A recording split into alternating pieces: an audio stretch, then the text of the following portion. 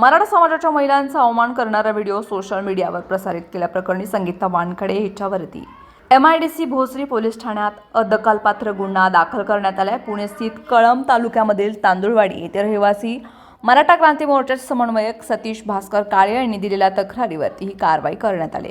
आरक्षणासाठी मनोज जरांगे पाटील यांच्या नेतृत्वाखाली मराठा समाज मोठ्या संख्येने मुंबईत गेला होता। या पार्श्वभूमीवर वानखेडे हिने महिलांबाबत अपशब्दाचा वापर करून बदनामीकारक व्हिडिओ तयार केला। हा व्हिडिओ तिच्या फेसबुक अकाउंटवर तसंच स्पष्ट मत या यूट्यूब चॅनलवरती टाकण्यात आला। या प्रकरणामुळे मराठा समाजाच्या भावना दुखावल्या असून महिलांचं चरित्रहनन झाल्याची तीव्र भावना व्यक्त करण्यात आली।